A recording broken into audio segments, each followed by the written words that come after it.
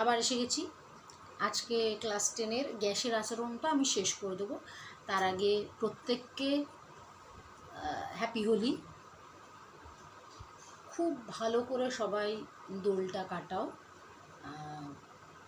রং মাখো, তবে বলবো আবির বেশি মাখো। এমনি ওইসব বাদুড়ের রঙগুলো না মাখাই ভালো, স্কিনে প্রবলেম হবে। আবির মাখো, রঙের উৎসবে সবাই রং নিয়ে মেতে থাকো। সবার জীবনে যেন রঙের ছোঁয়া লাগে। তো চলে আসি এবার। গ্যাসের আচরণ আজকে আমি শেষ করে দেবো। আজকে আমরা যেটা করাবো সেটা হচ্ছে যে আদর্শ গ্যাস সমীকরণটা আমরা এখানে ডিরাইভ করব, আর সেখান থেকে সার্বজনীন গ্যাস ধ্রুবক, তার মান কত হয়, আর আদর্শ গ্যাস আর বাস্তব গ্যাস জিনিসটা কী, এইটুকু করলেই আমাদের গ্যাসের আচরণটা শেষ হয়ে যাবে। তো চলে আসি।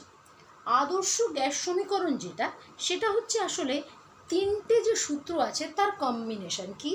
এক হচ্ছে চার্লসের সূত্র, এটা কিন্তু চার্লসের বিকল্প যে সূত্রটা, মানে আয়তনের সঙ্গে তোমার পরম উষ্ণতার যে সূত্রটা কী ছিল আমাদের, ভি ভার্সেস টি। আর একটা 2 নম্বর হচ্ছে বয়েলের সূত্র, সেটা ছিল ভি ভার্সেস 1/p। আর একটা কি 3 নম্বর হচ্ছে অ্যাভাগাড্রো সূত্র। এই তিনটের কম্বিনেশন ভি ভার্সেস এন। এবার এই তিনটে থেকে আমরা কি পেতে পারি? এই তিনটে থেকে আমরা পেতে পারি V versus T N by P. এবার আমরা জানি সমানুপাতিক ধ্রুবক তুলতে গেলে একটা আমাদের সমানুপাতিক চিহ্ন তুলতে গেলে আমাদের একটা সমানুপাতিক ধ্রুবক লাগে। তো আমরা V equal to K T N by P. পিটাকে এবার এদিকে ক্রস মাল্টিপ্লাই করি, তাহলে পিভি ইকুয়াল টু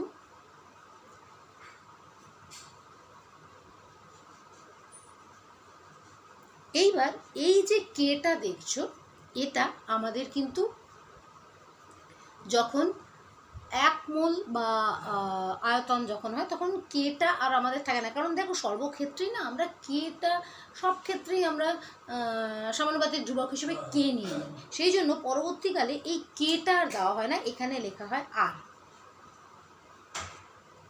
ঠিক আছে?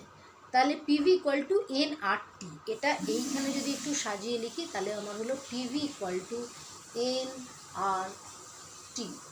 এই যে আর, এটাকেই বলে হচ্ছে সার্বজনীন গ্যাস ধ্রুবক।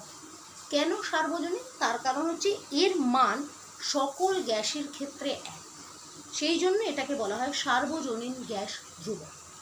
এবার এর মান তোমাদের সিজিএস এবং এসআই আর লিটার অ্যাটমসফিয়ারে তিনটে বইতে আছে, এটা কিন্তু তোমাদের মুখস্থ রাখবে, অনেক সময় আসে। এবার এই আর এর একক আমরা বার করব। আর মানে তাহলে কি হচ্ছে, এখান থেকে আমরা পাচ্ছি হচ্ছে দেখো পিভি বাই এন টি। এবার দেখো পিভি আমরা কিসের একক পেয়েছিলাম? কার্যের একক। ঠিক আছে? এন হচ্ছে মোল, আর টি টেম্পারেচার মানে কেলভিন, উষ্ণতা মানে কেলভিন কে। তাহলে আমাদের এর এককটা সিজিএস আর এসআইতে কি হবে? সিজিএসে আমাদের কার্যের একক কি? আর্গ, তাই তো? সিজিএসে একক দাঁড়াচ্ছে হচ্ছে, কার্যের একক হচ্ছে আর্গ, এটাই পেয়েছি মোল, আর আমাদের উষ্ণতা কি? কেলভিন। তাহলে সিজিএসে এককটা কি দাঁড়াচ্ছে? আর্গ মোল -1 কেলভিন -1।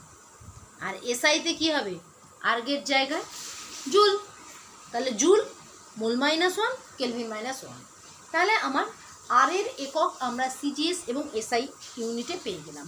এইবার এইখান থেকে না আমাদের খুব অঙ্কগুলো আসে, গ্যাসের আচরণের সব অঙ্কগুলো আসে। এখান থেকে তোমাদের আসতে পারে যে আণবিক ভর বার করো। আমি মুছে দিচ্ছি। এবার এখানে আমরা আণবিক ভর আর দুটো প্রমাণ যেটা আসে আমাদের, ধরো এখান থেকে তোমাদের বললো যে আণবিক ভরটা বার করো। আণবিক ভর কি করে বার করবে? আমরা পেয়েছি পিভি ইকুয়াল টু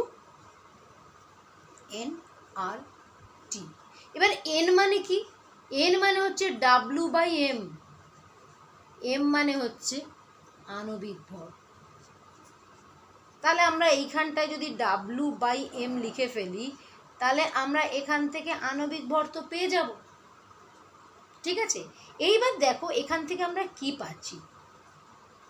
এমটাকে আমি এর সাথে ক্রস মাল্টিপ্লাই করে দিচ্ছি, করে দিই, তাহলে P V M equal to হচ্ছে ডাব্লু আর টি। এবার কি করছি, এই ভিটাকে ডাব্লুর নিচে নিয়ে নিচ্ছি, পি এম ইকুয়াল টু হচ্ছে W by V to R টি।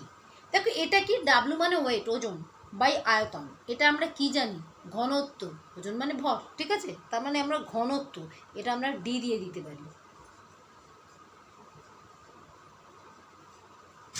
তাহলে ডি ইকুয়াল টু কী পেলাম, ঘনত্ব ইকুয়াল টু আমরা কী পেলাম, ঘনত্ব পেয়ে গেলাম হচ্ছে পিএম বাই আর টি। এইটা কিন্তু একটা প্রমাণ অনেক সময় আসে, ঘনত্বের সঙ্গে এই আণবিক ভর ঘনত্ব এই দিয়েও কিন্তু দিতে পারে, যে এমন একটা দিল যে আণবিক ভর ভর করো, সেখানে তোমাদের হয়তো ঘনত্ব দিয়ে দিল বা এ দিয়ে দিল, এটাও কিন্তু একটা প্রমাণ খুব আসে আমাদের, ঠিক আছে। এখানে ডিটা কি, ডাব্লু বাই ভিটাকেই কিন্তু আমরা ডি বলি, ঘনত্ব, ঘনত্ব হচ্ছে ভর বাই আয়তন, ঠিক আছে, বোঝা গেল। এটা একটা খুব কমন মানে প্রুফ আসে, খেয়াল করে দেখবে অনেক সময় আমাদের টেস্ট পেপারেও থাকে, ডি হচ্ছে পিএম বাই আরটি, এটা প্রমাণ করো আসে। এইবার যেটা আমাদের জানতে হবে সেটা হচ্ছে যে আদর্শ গ্যাস আর বাস্তব গ্যাস জিনিসটা কি। দেখো, আদর্শ গ্যাস হচ্ছে যে গ্যাসগুলো এই পিভি ইকুয়াল টু এনআরটি সূত্রটা মেনে চলে, তাদের বলে আদর্শ গ্যাস। কিন্তু বাস্তব ক্ষেত্রে কিন্তু আদর্শ গ্যাসের কোনো অস্তিত্ব নেই। আমাদের যা গ্যাসগুলো আমরা দেখি সেগুলো হচ্ছে বাস্তব গ্যাস, আদর্শ গ্যাসের কিন্তু কাল্পনিক আদর্শ গ্যাস। তার কারণ আদর্শ গ্যাসের যে মানে আদর্শ গ্যাস হতে গেলে যে ক্রাইটেরিয়াগুলো লাগে, যেমন বলতে এখানে বলে যে আদর্শ গ্যাস হচ্ছে তাদের ভর বিন্দু ভর, মানে তাদের ভর থাকবে, তারা নিজেদের মধ্যে কোনো আকর্ষণ বিকর্ষণ বল থাকবে না, তারা কোনো পাত্রের দেয়ালে চাপ দেবে না। কিন্তু বাস্তব ক্ষেত্রে তো তা নয়, গ্যাসের তো একটা নির্দিষ্ট বিন্দু ভর নয়, তার একটা ভর আছে, তারা পাত্রের দেয়ালে চাপও দেয়। তার ফলে কি হচ্ছে যে আদর্শ গ্যাসটা কাল্পনিক, আমরা যা গ্যাস দেখতে পারি সবই বাস্তব গ্যাস। শুধুমাত্র একটা কোশ্চেন খুব থাকে যে কোন শর্তে বাস্তব গ্যাস আদর্শ গ্যাসের ন্যায় কাজ করে, মানে আদর্শ গ্যাস হয় না, আদর্শ গ্যাসের মতো আচরণ করে, কোন শর্তে। এটা হচ্ছে উচ্চ উষ্ণতা আর নিম্ন চাপ, এটা ভীষণ ইম্পর্টেন্ট, যে উচ্চ উষ্ণতা আর নিম্ন চাপে একমাত্র এই একটা কন্ডিশনেই বাস্তব গ্যাস আদর্শ গ্যাসের ন্যায় কাজ করে। বোঝা গেল? তোমাদের গ্যাসের আচরণে যা যা ছিল আমি মোটামুটি সবগুলোই কভার আপ করলাম। আজকে আমার এইটাই গ্যাসের আচরণের লাস্ট ভিডিও ছিল। তোমরা প্রমাণটা একটু দেখে নাও, যেটা করলাম বুঝতে তোমাদের অসুবিধা হওয়ার কথা না। আর যদি এই চ্যাপ্টারের কোনো জায়গায় কোনো অসুবিধা থাকে, তোমাদের যদি কোয়ারি থাকে, অবশ্যই কিন্তু আমাকে পাঠাবে, আমি তোমাদের অবশ্যই সেটা সলভ করে দেবো।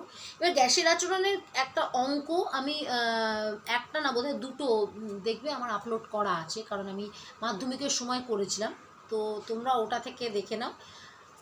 আর আমি গ্যাসের আচরণের অঙ্ক এখন আপলোড করছি না। যদি তোমাদের কোনো অঙ্ক অসুবিধা থাকে আমাকে পাঠাবে, তাহলে পার্টিকুলার আমি সেই অঙ্কটা করে তোমাদের আপলোড করে দেবো।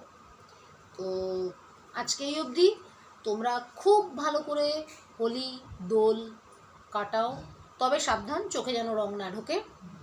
আর কোনোভাবেই কিন্তু কোনো পশু পাখির গায়ে রং দেবে না, ওদেরকেও ছেড়ে দাও ওদের মতো, ঠিক আছে?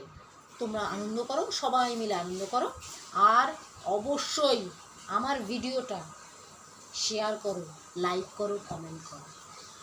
আজকে আসি, টাটা।